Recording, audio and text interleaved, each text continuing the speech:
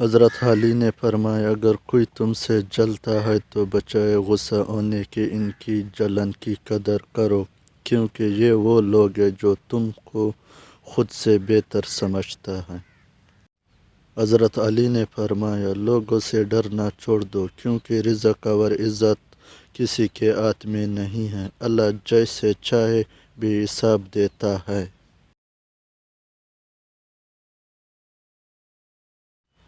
حضرت علی نے فرمایا اکیلا ہونے کی سب سے اچھی بات یہ ہے جب آپ پریشان ہو، جب آپ کی اداس ہو، آپ کے سننے والا صرف اور صرف اللہ ہوتا ہے۔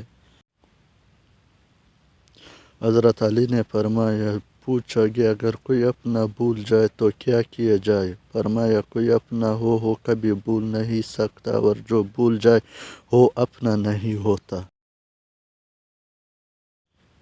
حضرت علی نے فرمایا دنیا میں ہزاروں رشتے بناؤ، لیکن ایک رشتہ ایسا بناؤ کہ جب ہزاروں آپ کے خلاف ہو تو وہ ایک آپ کے ساتھ ہو۔ حضرت علی نے فرمایا کوئی تم سے روٹھ جائے پھر وہی خود تم سے ملنے کو ترسے تو اسے کبھی کھونا مت، کیونکہ وہ تم سے بہت زیادہ پیار کرتا ہے۔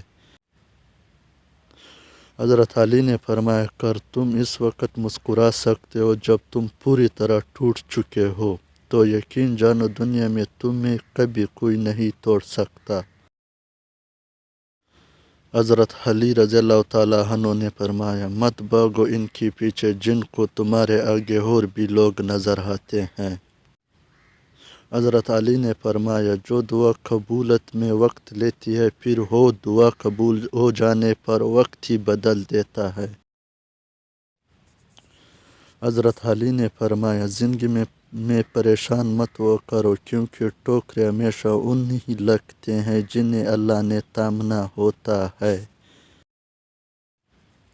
حضرت علی نے فرمایا اگر زندگی میں خوبصورت بنانا چاہتے ہو تو سہنا سیکھو، نظر انداز کرنا سیکھو، خاموش رہنا سیکھو اور اکیلا جینا سیکھو۔ حضرت علی نے فرمایا دعا کو رنگ نہیں ہوتا، مگر جب یہ رنگ لاتا ہے تو زندگی کو رنگوں سے بھر دیتا ہے۔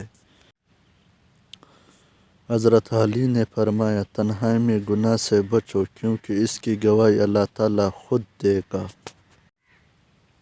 حضرت علی نے فرمایا مشکل وقت میں ہمیشہ دعا مانگا کرو، کیونکہ جہاں انسان کے حوصلہ ختم ہوتا ہے وہاں سے اللہ تعالیٰ کی رحمتیں شروع ہوتی ہیں۔